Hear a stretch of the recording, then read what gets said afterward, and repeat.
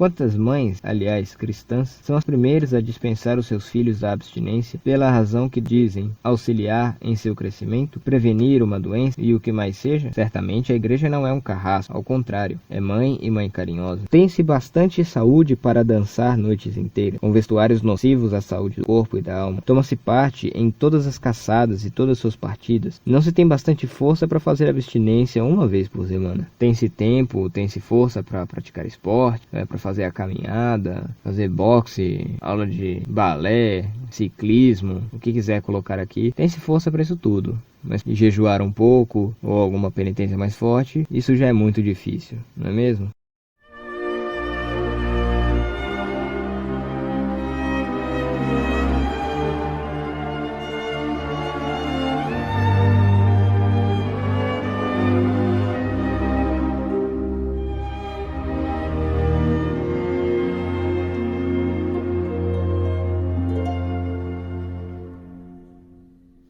Pelo sinal da Santa Cruz, livrai-nos Deus, nosso Senhor, dos nossos inimigos, em nome do Padre, do Filho e do Espírito Santo. Amém. Ave Maria, cheia de graça, o Senhor é convosco. Bendita sois vós entre as mulheres, e bendito é o fruto do vosso ventre, Jesus.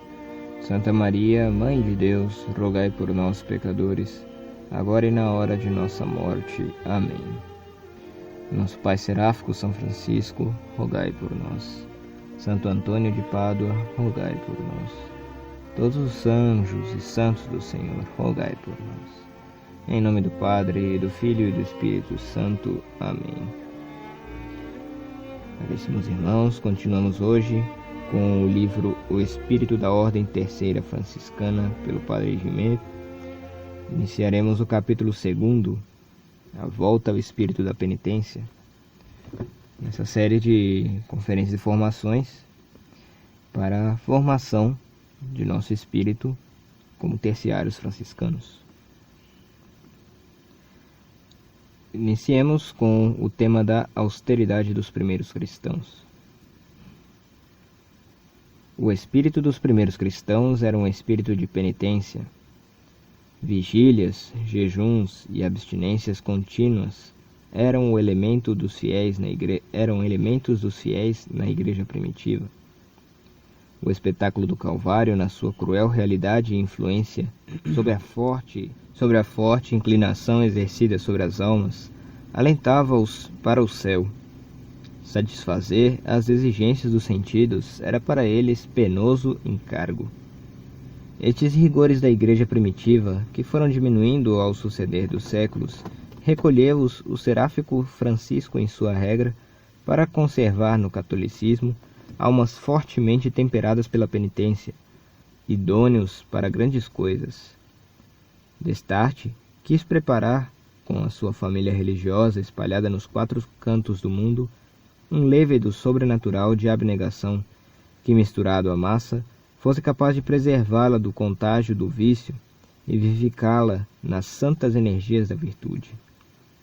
De forma que, no século XIII, a regra franciscana pôde reivindicar uma grande parte da ação ao despertar do espírito cristão, que foi e sempre será sinônimo de abnegação.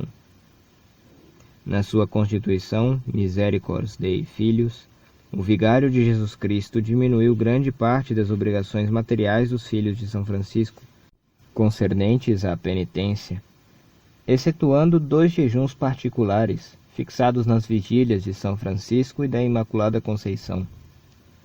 Outras obrigações não há, senão as que foram impostas pela lei comum da penitência cristã. Aí se reconhece bem o espírito prático do grande Papa. A abstinência e o jejum são, infelizmente, letra morta para o grandíssimo número de cristãos. Muitos que se chegam aos sacramentos e que não têm razão suficiente que os dispense da lei, esquivam-se com demasiada facilidade das mortificações impostas pela Igreja, sobre o pretexto especioso de exigências de posição, enfraquecimento geral dos nervos, etc. Admite-se que a saúde dos homens de hoje não é geralmente tão forte como a dos de outrora. Eis o motivo por que a Igreja reduziu extraordinariamente o rigor de seus jejuns.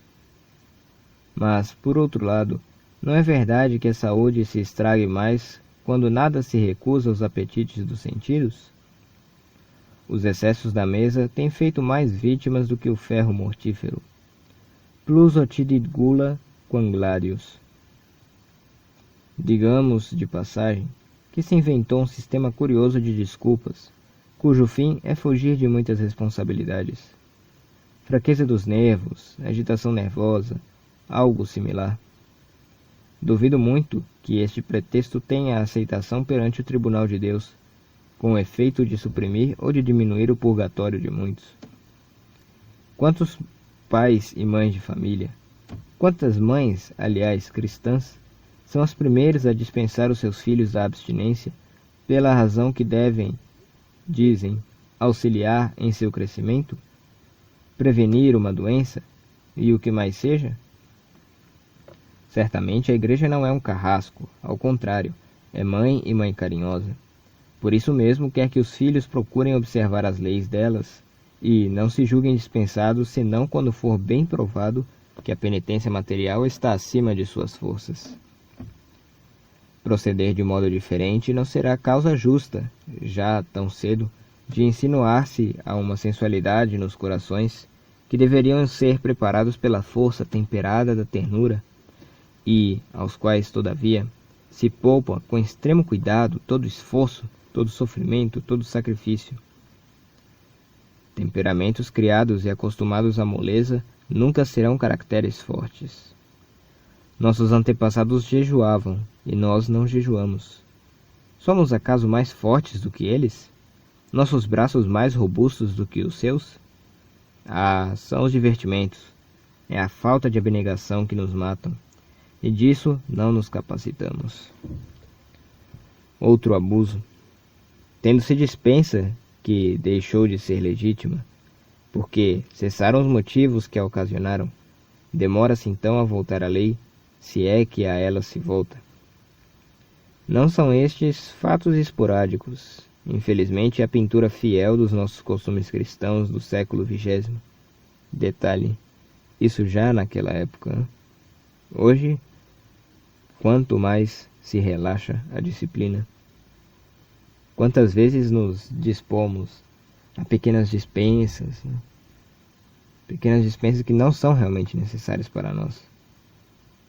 E nos referimos a dispensas de, principalmente, hoje não vou rezar tanto, hoje não farei tal ou qual sacrifício, como já vínhamos mencionando. Essas são as primeiras, para que depois cheguemos às de jejuns, de abstinências, e mesmo não tão as rigorosas, como sempre iniciamos com uma Ave Maria rezada com menos devoção, até chegar ao fundo do poço de, por gula, por exemplo, comer carne durante uma sexta-feira da quaresma, ou quebrar o jejum por uma razão totalmente desnecessária nos dias prescritos pela igreja. E isso devemos tomar muito cuidado. Tem-se bastante saúde para dançar noites inteiras, com vestuários nocivos à saúde do corpo e da alma. Toma-se parte em todas as caçadas e todas suas partidas. Não se tem bastante força para fazer abstinência uma vez por semana. Adicionemos aqui, tem-se tempo, tem-se força para praticar esporte, para fazer a caminhada, fazer boxe, aula de balé, ciclismo, o que quiser colocar aqui. Tem-se força para isso tudo, mas para um dia reservar-se a penitência, a não sair de casa, a rezar um pouco mais, passar do trabalho diretamente à casa e jejuar um pouco, ou alguma penitência mais forte, isso já é muito difícil, não é mesmo? Todas essas forças caçadas, partidas, todo este empenho colocado, não se faz por amor a Deus, senão por amor ao corpo. Católicos que se dizem praticantes, convidando-se mutuamente para banquetes durante a Santa Quaresma, pedem dispensa da lei da Igreja com escandalosa unanimidade. De boa mente fariam eles revisão do Evangelho, para daí riscar a lei da penitência, porque não se adapta a seus gostos. É preciso voltar à penitência cristã. Como o sal conserva a carne, assim a penitência conservará nosso corpo e nossas almas, na comparação tão bem achada do bem-aventurado Frei Egídio. A Ordem Terceira de São Francisco, chamada por excelência a Ordem Terceira da Penitência, deve contribuir em larga escala para renovar na Igreja a mortificação cristã. Eis porque Leão XIII, com o grande senso que caracteriza os atos emanados da cadeira de São Pedro, dispensa os terceiros dos jejuns que não estão determinados nas leis gerais da Igreja, a fim de concentrar na observância as prescrições da penitência cristã em toda a sua fidelidade, trazendo-os, deste modo, para a prática, tornando-as de novo possíveis e populares pelo crescimento de suas fileiras em todas as classes da sociedade. Elogia-os, entretanto, se conformarem com as disciplinas da regra primitiva. A exemplo do Papa, incitamos os terceiros a se esforçarem quanto possível para atingir o nível antigo de sacrifícios e de abnegação. Assim se aproximarão melhor do fervor dos primeiros séculos. Servirão os interesses de Nosso Senhor, que procura por toda parte vítimas que desagravem as ofensas feitas a seu Pai e propinem às almas os frutos de sua paixão. Adiantar-se-ão com segurança na via espiritual, cujos progressos são em proporção dos sacrifícios que se fizerem. Seja qual for a medida das duas mortificações, exteriores ou interiores, jamais se esqueçam que, se a penitência espiritual desacompanhada de judiciosa penitência corporal não é muitas vezes senão como que alma sem corpo, isso é, penitência incompleta, a penitência corporal sem a espiritual é um corpo sem alma. Tantos meios, tantas ocasiões de mortificação estão ao nosso alcance, ó caros terceiros, e não pensamos em tal.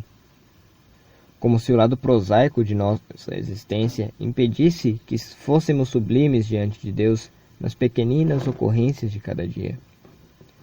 Uma doença, companheira inseparável desde anos, uma enfermidade secreta, um estado doentio que vos dá o merecimento do sofrimento sem os benefícios da compaixão, um caráter difícil na convivência de família, o qual a providência vos deu sempre misericordiosa, mesmo quando castiga com provocações, e mesmo quando o tempo não as diminui, mesmo também junto a provações e excessos. A atividade humana, a curiosidade, a vivacidade, a indisposição que se deve recalcar. São tantas outras penitências, outras tantas cruzes talhadas para vós, desde a eternidade, pela mão de nosso Pai Celestial, e que, querendo descansar sobre os ombros para centuplicar os vossos merecimentos, duplicando, embora o fardo dessa vida, da qual já se disse tanto que tem o tédio por fundamento. Não podeis jejuar corporalmente? Todos podem, sem exceção, praticar o jejum espiritual. Definiram-no assim: Jejunet pes, jejunet lingua, jejunet manus. Fazeis jejuar a vossa língua, tão ávida de palavras, tão ávida de críticas, tão ávida de reflexões que ferem as santas delicadezas da caridade, se é que não vão além. Fazeis jejuar a vossa mão, pondo toda a energia no cumprimento de vosso dever, penoso como for. Demos algum exemplo aqui. Somos pai de família, mãe de família e algum de nossos filhos digamos, muito ativo, de tal maneira que mandamos e não obedece. Tenhamos a paciência, entregamos a Deus nosso Senhor cada vez que essa criança se indispõe a nos obedecer. Entreguemos a nosso Senhor e pensemos como seria se fosse Deus nosso Senhor em pessoa cuidando dessa criança. Seria necessariamente e por primeira vez dando um castigo físico? Sim, é possível. Mas este castigo físico seria sempre com caridade? sempre visando a correção dessa criança. Se é no trabalho, porque nos atrasamos, sendo que o carro da frente nos cortou, entreguemos a Deus nosso Senhor. Com paciência e caridade, não vamos buzinar alto. Sim, talvez o suficiente para que a pessoa se dê conta do que está fazendo, do mal que está causando ao trânsito. Mas entreguemos essa pessoa a nosso Senhor. Qual a possibilidade dela ser uma pagã, ou uma falsa católica, ou uma protestante? Há uma altíssima possibilidade dessa pessoa não estar buscando a glória de Deus. Entreguemos-la a Deus, nosso Senhor, ao Sagrado Coração de Jesus, para que a modifique.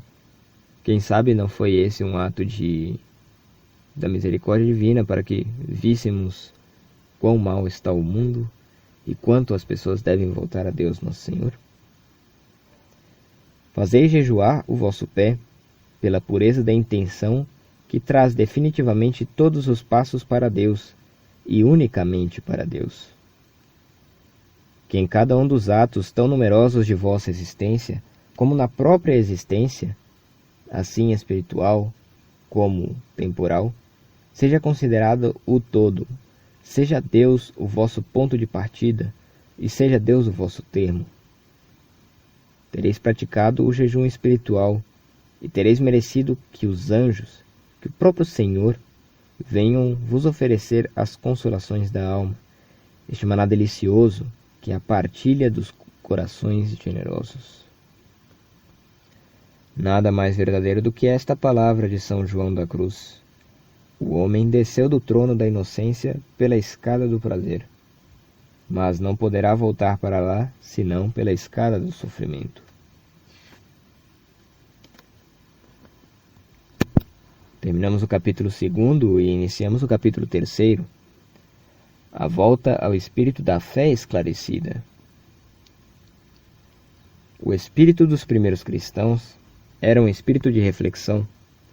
Um célebre estadista nos disse: o que faz mais falta em nossos tempos depois da atenção é o respeito.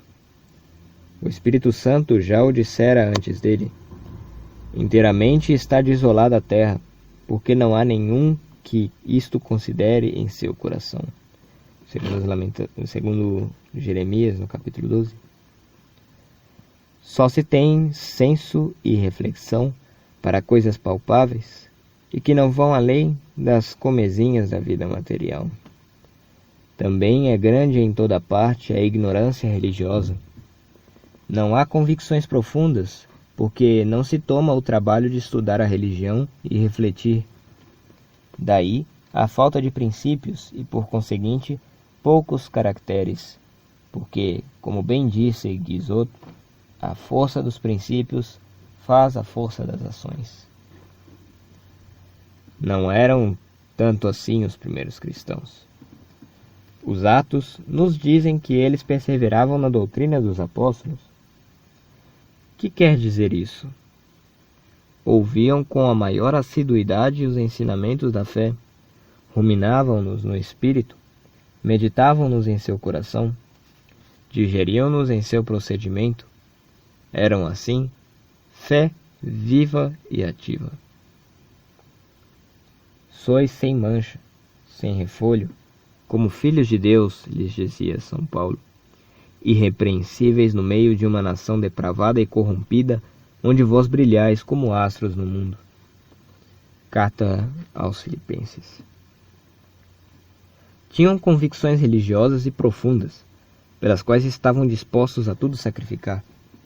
Conformando-se com a recomendação do príncipe dos apóstolos, estavam todos aparelhados sempre para responder a tudo o que se pedisse em razão daquela esperança que neles havia.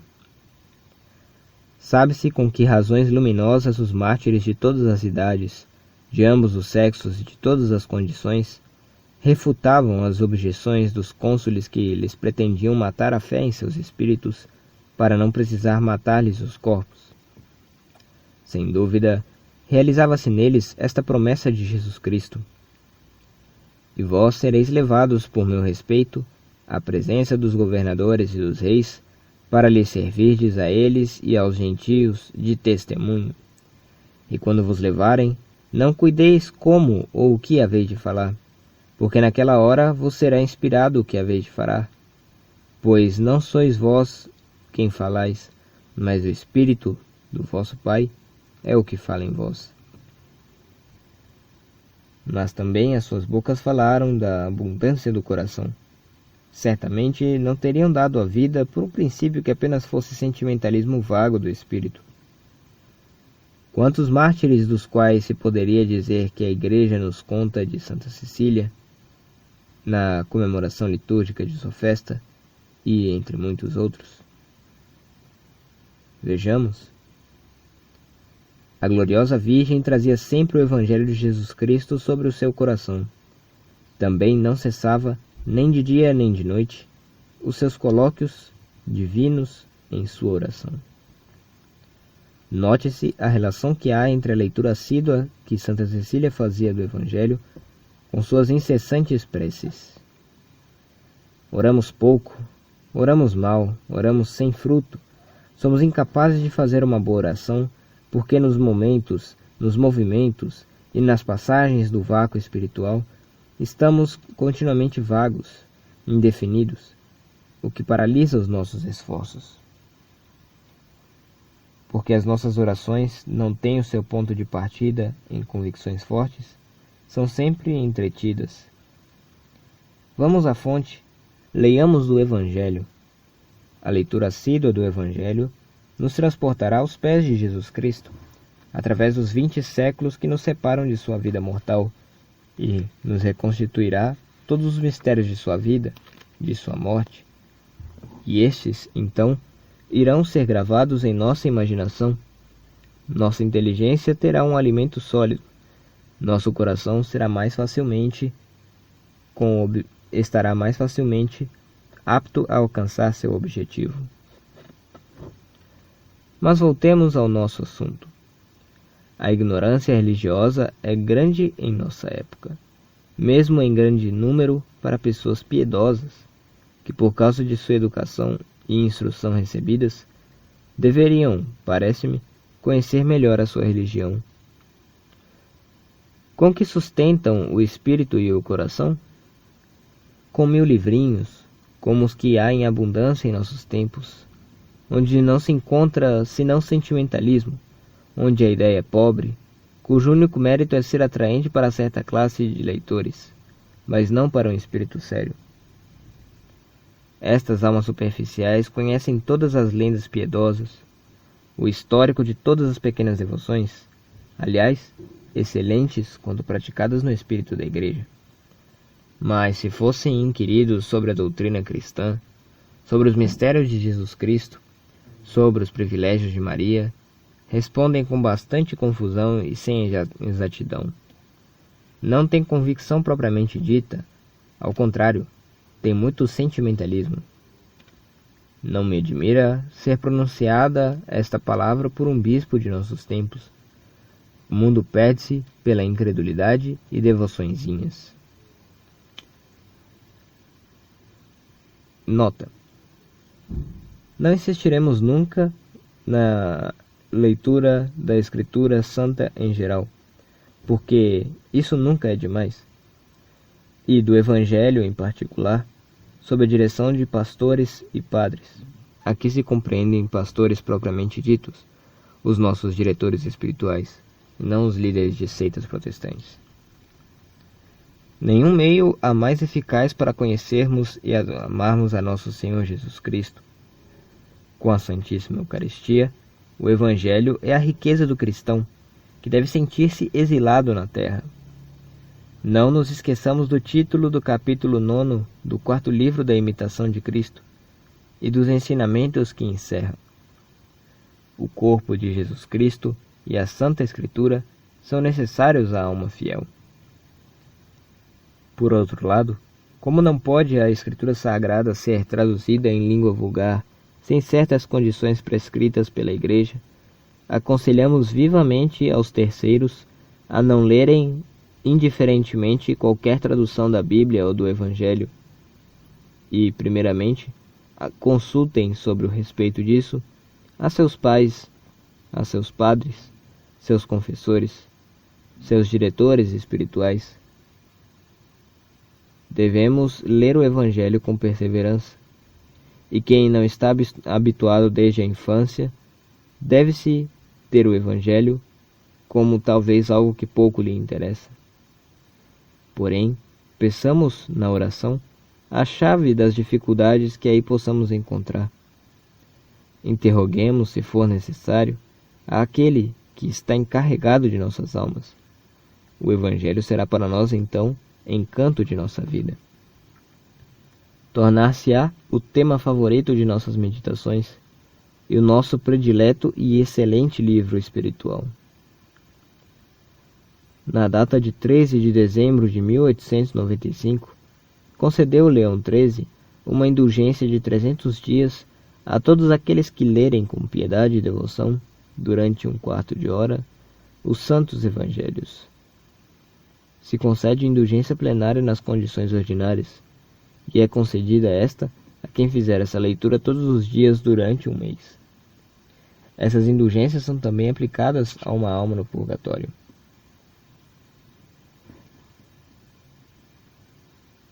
No mais, diz o padre Languet, os vossos conhecimentos dilataram-se. Eles têm, se posso dizê-lo, a idade de vossa razão, e no que trata do único necessário, ficaram talvez na infância. Tem apenas a idade de vossa primeira comunhão, se é que chega a tê-la.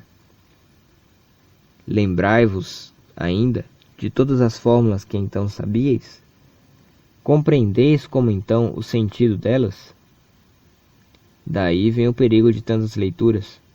Elas vos encontram desarmados. Aprendei de novo uma religião que respeitais, que amais sem a conhecer bastante, para que esta divina mãe, a Igreja, ultrajada por detratores indignos, não tenha, ao menos, a se queixar de ser ignorada pelos seus próprios filhos. O terceiro deve ser no mundo o cristão completo, o católico inteiriço.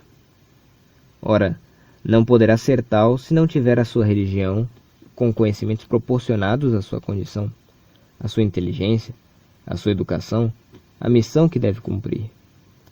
E como esses conhecimentos devem ser alargados, sob pena de diminuírem e de enfraquecerem, importa que ele estude os mistérios da fé. Não nos referimos a estudos profundos, necessários ao padre, que tem o ofício de doutor das almas, mas falamos do estudo relativo, conforme as circunstâncias de cada pessoa, dos tempos e dos lugares. Depreende-se isto da própria regra, pois o Pai Seráfico nos abre nesses termos: que todos aqueles que forem admitidos à observância desse modo de vida sejam, antes de sua admissão, submetidos a um exame atento sobre a fé católica, a obediência da Igreja Romana, e, se no procedimento e crença forem firmes e sãos, quanto a este ponto, poderão ser admitidos sem nenhum escrúpulo. Na sua Constituição Misericors Dei Filius, exige Leão XIII esta fé, professada plenamente e regulada de conformidade com as doutrinas da Igreja Romana, mãe e mestra da verdade, de todas as igrejas, como condição indispensável para a admissão, como chave para abrir as portas à Ordem Terceira Franciscana. Aqui podemos ter alguns pequenos comentários. Devoçõezinhas que atrapalham a fé, sentimentalismos. Se observamos hoje em dia,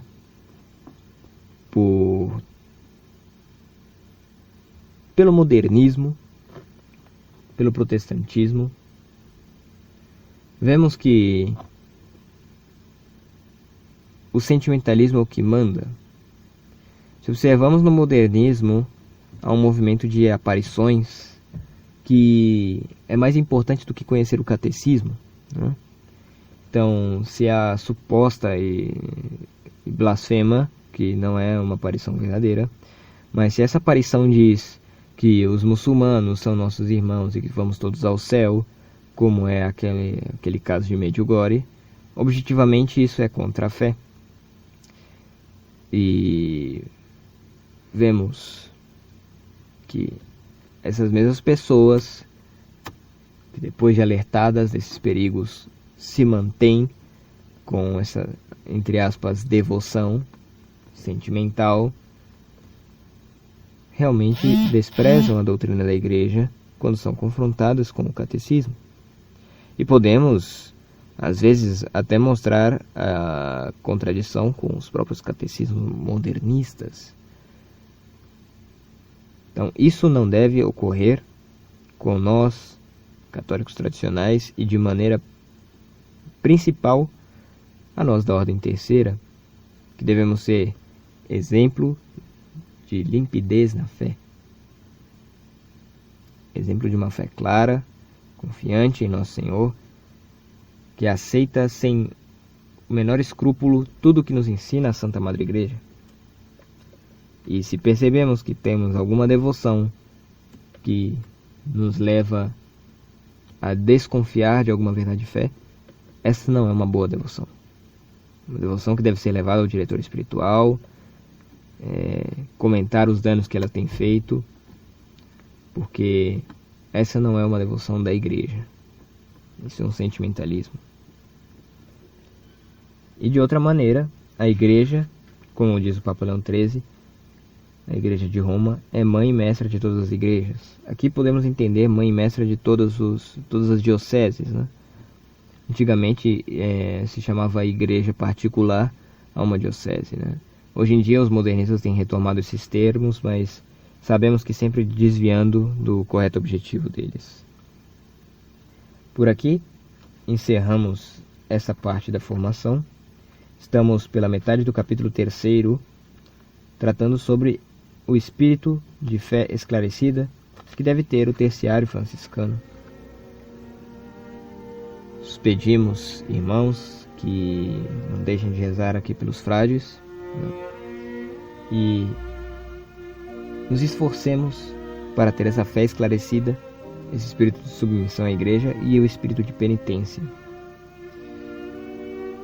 Ave Maria, cheia de graça, o Senhor é convosco. Bendita sois vós entre as mulheres, e bendito é o fruto do vosso ventre, Jesus. Santa Maria, Mãe de Deus, rogai por nós, pecadores, agora e na hora de nossa morte. Amém. São Luís IX, Rei da França, rogai por nós. Santa Margarida de Cortona, rogai por nós. Todos os santos terciários franciscanos, rogai por nós. Em nome do Padre, e do Filho, e do Espírito Santo. Amém.